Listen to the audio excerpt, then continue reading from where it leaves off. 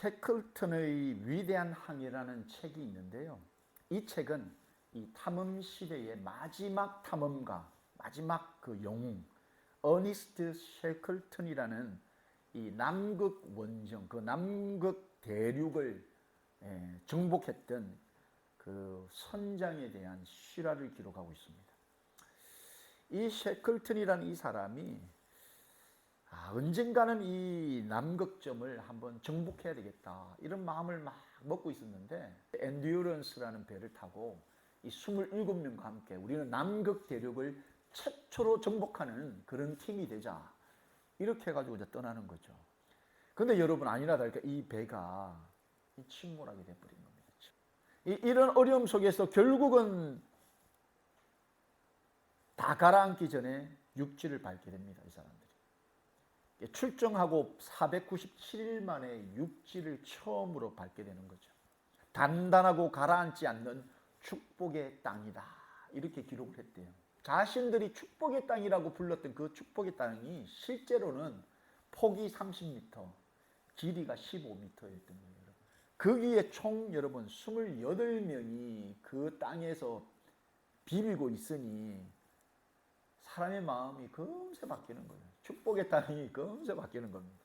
그래 안 되겠다 생각을 하고 결국 이 셰클턴이라는 선장이 5명을 데리고 그 작은 그 배, 그 선박을 조그만 걸 타고 일단 구조를 요청하러 떠나겠다라고 총 6명이 떠납니다. 그 추운 곳에서 버텨나가는 겁니다.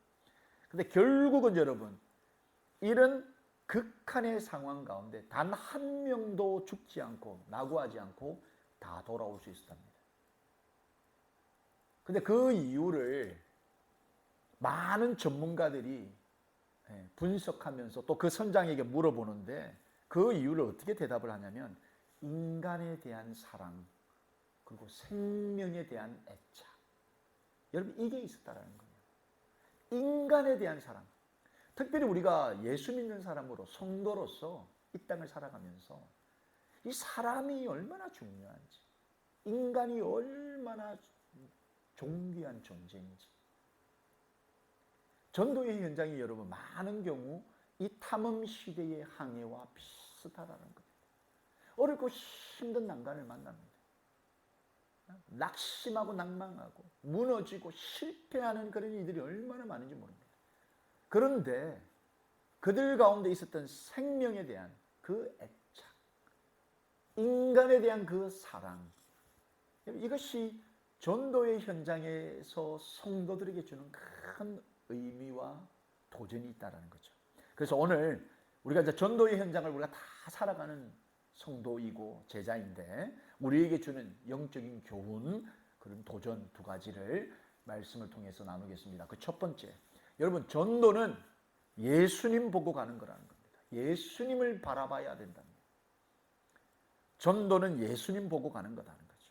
오늘 읽은 본문 그 이전을 보면 예수님께서 제자들을 둘씩 묶어가지고 전도의 현장으로 보내셨습니다. 그 앞전 말씀이 마가복음 6장 7절로 11절까지 보시면 12제자를 부르사 둘씩 보내시며 들어온 귀신을 제어하는 권능을 주시고 명하시되 여행을 위하여 지팡이 외에는 양식이나 배낭이나 전대의 돈이나 아무것도 가지지 말며 신만 신고 두벌 옷도 입지 말라 하시고, 또 이르시되 어디서든지 누구의 집에 들어가거든 그곳을 떠나기까지 거기 유하라.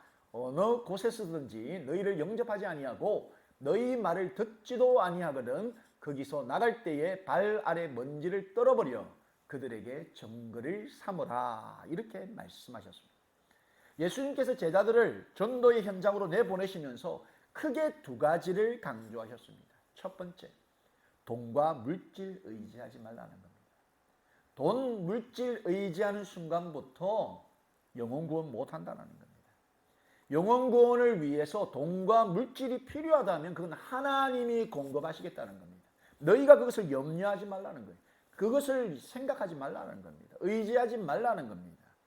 2번째, 예수님께서 제자들에게 꼭 당부하신 것, 전도하면서 2가지 증거를 가지고 오라는 거예요. 첫 번째는 전도받아서 구원받은 자들의 증거. 두 번째는 전도를 했는데도 증거와 믿음을 거부하는 구원받지 못한 사람들이라는 증거를 가져오라는 겁니다. 그래서 우리가 전도 현장에 나가서 전도하면서 여러분 실망할 것이 없는 것이 우리가 전하는 그 예수님의 사랑, 하나님의 사랑을 받아들이는 사람, 그 사람이 우리에게 증거가 되지만 동시에 우리가 전하는 그 하나님의 사랑을 받지 않고 거부하고 밀어내는 사람, 그 사람도 우리가 주님 앞에 가지고 가야 될 증거가 된다는 겁니다. 이 두 가지를 주님이 당부하시면서 전도의 현장으로 보내셨습니다. 자, 그래서 이 제자들이 둘씩 이제 전도의 현장에 가서 전도를 하고서 이제 돌아온 겁니다. 오늘 본문이 돌아온 제자들 그리고 예수님으로부터 시작을 하는데 본문 30절을 보시면 사도들이 예수께 모여 자기들이 행한 것과 가르친 것을 낱낱이 고했다.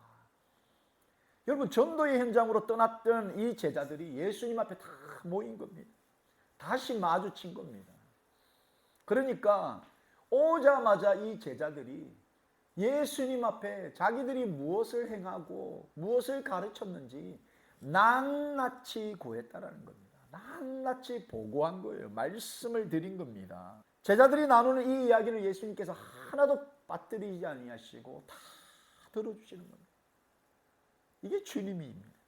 예수님은 제자들이 전도의 현장에서 겪은 여러 가지 그런 에피소드를 남일처럼 여기지 아니하신다는 거예요. 공감하시는 분입니다. 공감하시는 분. 공감하신 주님이 그 애환을 다 들으신 주님이 제자들에게 뭐라고 하셨습니까? 본문 31절을 보니까 이르시되 너희는 따로 한적한 곳에 가서 잠깐 쉬어라 하시니 이는 오고 가는 사람이 많아 음식 먹을 겨를도 없습니다.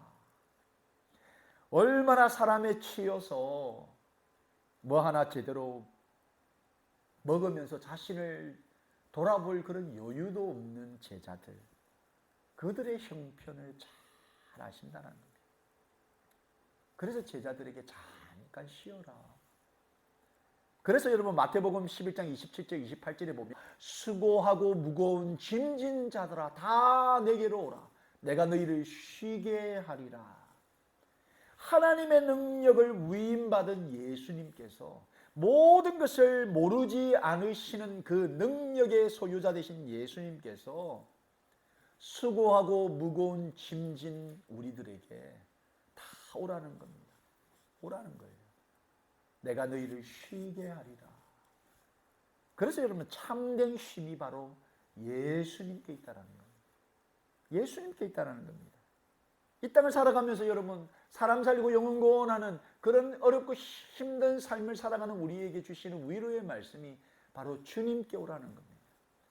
예수님께 나아가기만 하면 참된 위로를 받을 수 있다는 겁니다. 우리 모두의 심신, 지친 영과 육을 쉬게 하시는 분, 영과 육을 터치하시고 우리의 감정을 만지시는 그 주님, 우리의 어려움에 모른 척 하시지 않는 분, 바로 그 예수님을 바라보아야 영혼을 살리고 사람을 구할 수 있다는 겁니다. 그래서 전도는 예수님을 보면서 가는 겁니다. 예수님 때문에 달려가는 겁니다. 예수님 바라봐야 여러분 지치지 않고 지속적으로 끝까지 할 수 있다는 겁니다. 히브리서 12장 1절 2절 말씀을 보시면 이러므로 우리에게 구름같이 둘러싼 허다한 증인들이 있으니 모든 무거운 것과 얼매기 쉬운 죄를 벗어버리고 인내로서 우리 앞에 당한 경주를 하며 믿음의 주여 또 온전케 하시는 이 예수를 바라보자. 그는 그 앞에 있는 기쁨을 위하여 십자가를 참으사 부끄러움을 개의치 아니하시더니 하나님 보좌 우편에 앉으셨느니라. 여러분 수많은 허다한 증인들, 이 땅에서 여러분 무거운 것, 얼매기 쉬운 그 모든 것을 벗어버리고 예수님과 그 예수님의 십자가를 바라볼 때 참된 증인의 그 경주를 달릴 수 있다는 겁니다. 예수님을 바라봐야 무거운 짐, 얼매기 쉬운 그 죄를 다 벗어버리고 참고 인내할 수 있다는 겁니다. 버틸 수 있다는 겁니다. 달려갈 수 있다는 겁니다. 예수님을 보고 영혼 구원의 현장으로 가야 여러분 기쁨으로 하루하루를 우리가 살아갈 수 있고 감당할 수 있는 겁니다. 여러분 우리의 형편, 어려움, 그리고 눈물 모르지 않으시는 주님, 그 예수님을 바라보십시오. 그 예수님을 바라보면서 기쁨으로 영혼을 살리고 생명을 구하는 그 가치 있는 일을 감당하는 저와 여러분이 되기를 예수님의 이름으로 축원합니다. 두 번째, 여러분 전도는 우리보다 더 간절한 영혼들을 보고 가는 거라는 거죠. 우리보다 더 간절한 영혼들. 말씀드린 것처럼 예수님께서는 전도의 현장으로부터 돌아온 제자들을 좀 쉬어라.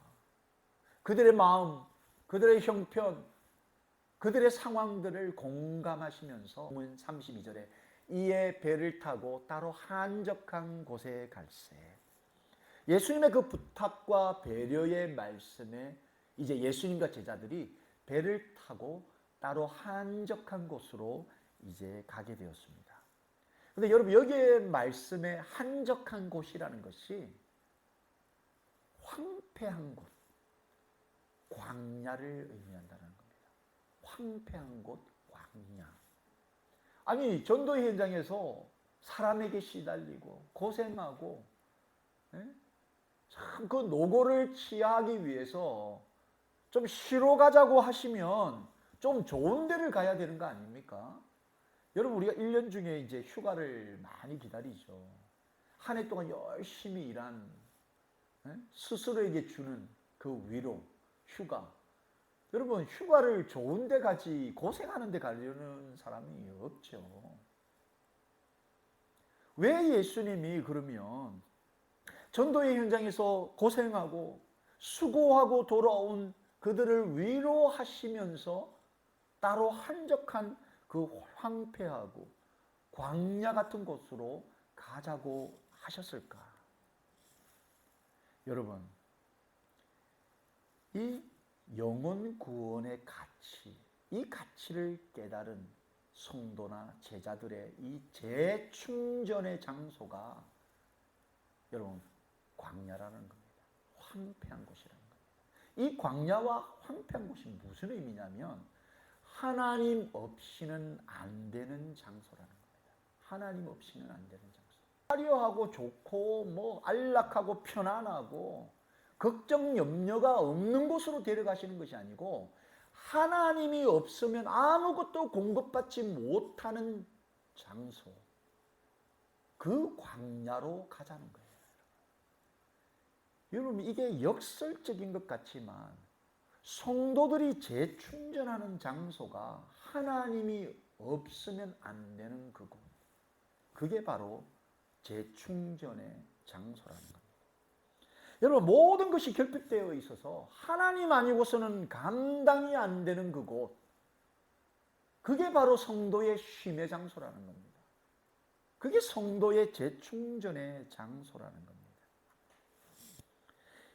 바로 이 결핍이 주는 가장 큰 이득이 뭐냐면 하나님만 바라보게 된다는 겁니다. 여러분 우리 안에 결핍이 생기면 하나님만 바라보게 된다는 것, 이것이 여러분이 얼마나 큰 은혜인지 모릅니다. 이 많은 성도님들이 이 풍요로움을 위해서 막 기도하죠. 하나님 이것도 주시고 저것도 주시고 이것도 필요합니다. 저것도 필요합니다. 그런데 여러분 그 풍요로움의 결과로 하나님을 멀리한다는 걸 알고 계십니까? 많은 분들이 여러분 제가 이 개척교회를 하니까 만나시는 분들이 막 걱정을 많이 합니다. 염려를 많이 해주세요. 아이고 서 목사님 개척교회 하면서 얼마나 고생합니까? 얼마나 없어서 힘드십니까? 이런 말씀을 되게 많이 하십니다. 그런데 여러분 정말 아이러니하게도 너무 없기 때문에 하나님만 바라볼 수 있는 겁니다. 하나님만 의지하게 된다니까요.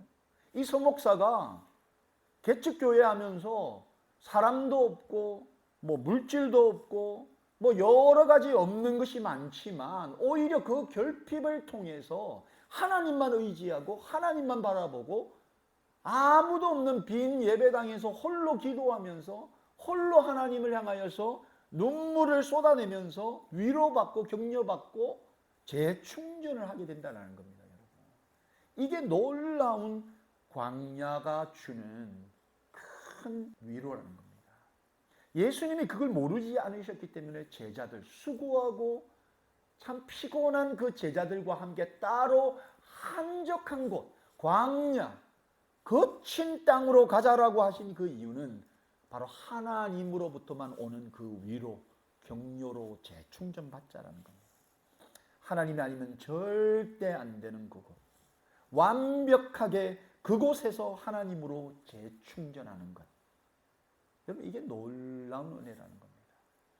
혹시라도 여러분, 우리의 가정이, 우리의 비즈니스가 잘 안 풀리고, 우리의 자녀들이 내 뜻대로 잘 안 되고, 또 우리의 육신이 여러분 피곤하고, 또 건강적으로 여러 가지 도전을 받고 위기를 겪는다 할지라도 그것 때문에라도 하나님을 의지하고 그것 때문에라도 하나님만 바라볼 수 있다면, 하나님으로 재충전할 수 있다면 그 결핍이 여러분 우리에게는 축복인 줄로 믿습니다.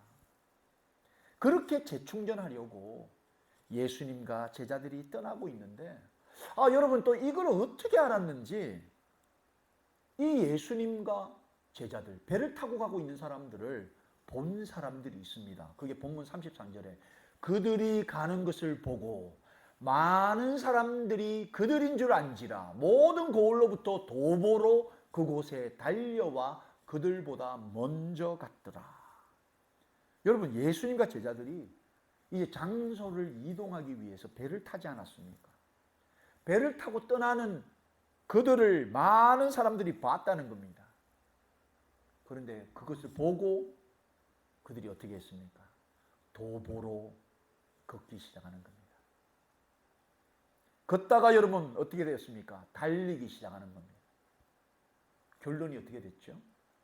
배를 타고 간 예수님과 제자들보다도 걷다가 달린 그 사람들이 먼저 도착했다는 겁니다. 먼저 도착했습니다. 뒤늦게 육로를 통해서 출발한 사람들이 배 타고 가는 사람들보다, 예수님과 제자들보다 더 먼저 도착을 했다는 거죠. 그저 달린 겁니다. 뛴 겁니다. 처음에는 도보로 천천히 이동했지만 그 뒤로부터는 그냥 달리는 거죠, 여러분. 그들로 하여금 여러분 뛰고 달리게 한 이유가 뭐겠습니까? 왜 저들은 배 타고 가는 예수님과 제자들을 보면서 그냥 걸어가는 것도 힘든데 어떻게 뛰고 달리면서 예수님과 제자들보다도 더 먼저 그곳에 도착했겠습니까? 간절함이라는 겁니다. 간절함. 지금 예수님이 가는 걸 보고 달리고 뛰는 저 사람들의 그 마음을 깊이 들어가 보면 간절함이라는 겁니다. 간절함. 예수님을 만나고 싶다. 예수님과 그 제자들의 무리를 한번 보고 싶다. 뵙고 싶다. 그런 간절함이 그들에게 있었다는 거죠. 이게 여러분 예수님을 만나기 위해 그들이 가졌던 마음이라는 겁니다. 당대에 여러분 이런 간절한 마음으로 예수님을 만나야 되겠다라고 했던 그 사람들이 어떤 사람들이었습니까? 병 걸린 사람들, 귀신 들려서 괴로운 사람들, 가난하고 억눌린 사람들, 소망이 없는, 희망이 없는 그런 사람들, 죄의 문제를 해결하지 못해서 손가락질 받던 그런 사람들, 넉넉하고 잘 사고 풍요롭고 건강하고 명예를 가진 사람들이 아니었다라는 겁니다. 이런 사람들을 여러분 마태복음 9장 12절 13절에 이렇게 기록하고 있습니다. 예수께서 들으시고 이르시되 건강한 자에게는 의사가 쓸데없고 병든 자에게라야 쓸데있느니라. 너희는 가서 내가 긍휼을 원하고 제사를 원하지 아니하노라 하신 뜻이 무엇인지 배우라. 나는 의인을 부르러 온 것이 아니요 죄인을 부르러 왔다는 거예요. 내가 죄인이라는 것을 깨달은 사람들, 그래서 예수님을 만나야 되겠다. 예수님을 만나서 죄로부터 해결받고 하나님의 그 나라에 나도 그의 자녀로 살아야 되겠다. 이런 간절함이 있는 사람들, 그들이 예수님이 떠나는 걸 보고 처음에는 걷다가 달리다가 뛰는 겁니다, 여러분. 죄의 문제 때문에, 건강의 문제 때문에, 여러 가지 사회적으로 억눌리고 가진 것이 없어 소외받고 가난함에 찌들려 있는 그 사람들, 복음이 필요한 사람들, 그 복된 굿뉴스가 필요한 사람들, 괴로운 사람들, 외로운 사람들, 예수님이 필요한 사람들, 그들이 하나 둘 뛰기 시작했다는 거예요, 여러분. 뛰는 그들을 보고 또 다른 사람들이 뛰는 겁니다. 서로 뛰는 겁니다. 예수님을 만나기 위해서, 예수님을 그저 보기 위해서, 예수님의 그 터치하심을 경험하기 위해서 뛰는 겁니다. 그렇게 뛰어서 여러분 한참을 뛰어서 달려서 온 그들을 예수님이 어떻게 여기셨습니까? 본문 34절을 보니까 예수께서 나오사 큰 무리를 보시고 그 목자 없는 양 같음을 인하여 불쌍히 여기셨다는 거예요. 여러분, 우리 가끔씩 양떼 막 움직이는 걸 매스컴 영상을 통해서 보지 않습니까? 그냥 양들은 앞에 양이 가는 대로 막 그냥 꼬리에 꼬리를 물고 그냥 가는 겁니다. 그냥. 그런데 여러분, 인도하는 목자가 없는 그 양떼를 한번 상상을 해보십시오. 그냥 막 달리는 거예요. 앞에 양이 뛰면 그냥 따라 뛰는 거예요, 양들이. 그걸 보고 예수님이 불쌍히 여기셨다는 거예요. 몸에 병이 있어서 이거 세상 의술로 못하니 주님 만나야 되겠다. 이 가난한 문제, 이 소외되고 외로운 이 문제, 내 힘으로는 안 돼. 관계의 문제, 내 힘으로 안 되니 주님을 만나야 되겠다. 내 영혼의 문제 해결할 수 없으니 주님을 만나야 되겠다.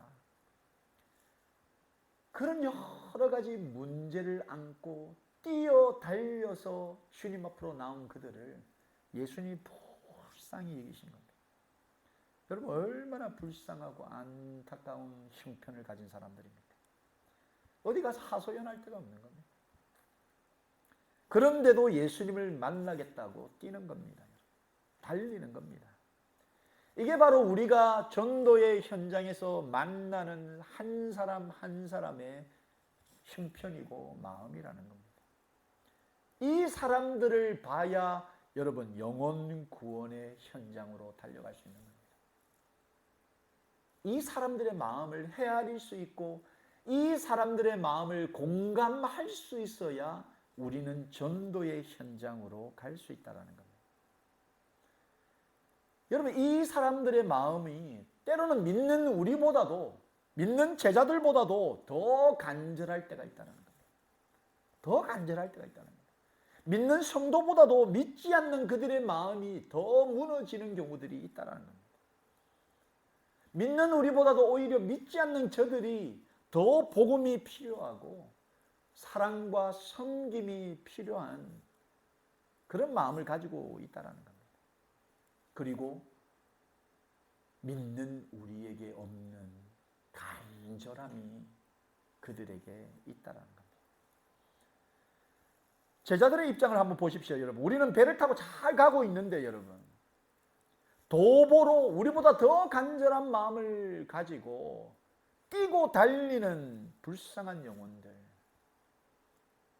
그들이 있다는 겁니다. 근데 그들을 보지 못하는 것이 우리의 믿는 성도들의 한계요, 오늘날 문제라는 겁니다. 우리는 배를 타고 가고 있으니, 우리는 이미 구원방주 탔으니 느긋하게, 더 안전하게, 더 풍요롭게, 안락하게, 편안하게 쉬면서 여유를 부리면서 가는데, 그런 우리를 보면서 수많은 영혼들, 무너진 마음을 가지고, 실패한 마음을 가지고, 깨어진 마음을 가지고 뛰고 달리는 그 간절한 영혼들이 있는데 그걸 바라보지 못한다는 겁니다. 난 이미 구원방주 탔으니, 난 이미 믿음을 가졌으니 그 사람들을 바라보지 않는 거죠. 이런 제자와 같은 우리의 마음, 요한복음 4장 35절에 여러분, 너희는 넉 달이 지나야 추수할 때가 이르겠다 하지 아니하느냐. 그러나 나는 너희에게 이르노니 너희 눈을 들어 밭을 보라. 씌어져 추수하게 되었다는 거예요. 예수님은 눈을 들어 보았을 때 이미 추수하게 된 그 밭, 지금 뛰다 달리다 땀을 닦아가면서 그 힘든 육신을 이끌고 예수님을 만나겠다고 땀을 흘려가면서 뛰고 있는 그 수많은 사람들, 휘어져서 추수하게 된 그 사람들을 예수님은 보았지만 예수님의 제자들은 넉 달이 지나야 추수할 때, 아직 오지도 않은 그때 넉넉고 있는 거죠. 우리가 전도의 현장으로 돌아갈 수 있는 그 이유는 배 타고 한적한 광야로 나아가고 있는 우리를 바라보면서 예수님 때문에, 하나님 때문에 주님 만나겠다라고 뛰며 달리는 영혼들이, 수많은 영혼들이 지천에 있다라는 사실을 우리는 깨달을 때 돌아갈 수 있다는 겁니다. 예수님과 제자들이 탐배가 도착했을 즈음에 이미 그곳에서 그들을 기다리는 사람들이 있었습니다. 그들만 바라보고 있는 그 영혼들, 여러분, 그들의 눈을 보았을 때 예수님의 마음이 어땠겠습니까? 예수님과 제자들 탐배가 도착하기를 그 앞에서 숨을 헐떡이면서 기다리고 있는 그 수많은 불쌍한 사람들을 바라보시면서 저는 상상하건대 예수님의 눈에 눈물이 고이지 않았을까 생각합니다. 여러분, 이 눈물이 우리에게 있어야 한다는 거죠. 오늘날 우리 믿는 성도들, 그리스도인, 크리스천들에게 이 눈물이 있어야 한다는 겁니다. 그래야 우리가 영혼 구원의 현장으로 갈 수 있다는 겁니다. 이 눈물이 있을 때 그 눈물을 닦아주실 예수님의 사랑을 전할 수 있다는 겁니다. 여러분, 이 예수님의 눈물이 우리 모두에게 있기를 예수님의 이름으로 축원합니다. 말씀을 정리합니다. 여러분, 지금 전도의 현장에서 열심을 우리가 다하고 있다면 오늘 말씀을 통해 우리가 위로받을 수 있습니다. 우리보다 더 간절한 마음으로 예수님을 향해 뛰고 달리는 구원받아야 할 영혼들이 있다라는 겁니다. 우리 주변에 수많이 있다는 겁니다. 만약 나는 구원받았다고 철석같이 믿으면서 이제는 좀 편안히 살자, 좀 편안히 가자, 풍요롭게 살자, 더 누리며 살자 생각하면서 배 안에서 자족하고 있다면 우리는 말씀을 통하여서 주님의 음성을 들어야 합니다.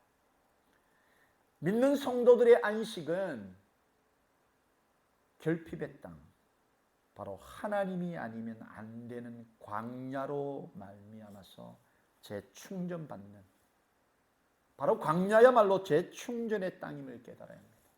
그래서 진심으로 우리가 재충전받고 다시 한번 새 힘과 능력을 공급받고 싶다면 하나님이 아니면 안 되는 그 척박한 전도의 현장으로 우리는 나아가야 합니다. 그리고 성도의 재충전은 바로 오직 영혼을 살리고 생명을 살리기 위한 것, 그것이 우리에게 재충전이 필요한 이유라는 거죠. 믿어 구원받은 우리를, 그리고 우리를 구원하신 그 예수님을 더 간절한 마음으로 기다리며 뛰고 달리며 아우성치는 수많은 영혼들이 있음을 우리는 봐야 합니다. 그래서 오직 예수님과 구원받아야 할 그 영혼들을 바라보면서 다시 한번 이 땅에서의 가장 가치 있는 사람 살리고 영혼 구원하는 그 일에 정말 힘쓰고 애쓰는 저와 여러분, 우리 교회 되기를 예수님의 이름으로 축원합니다.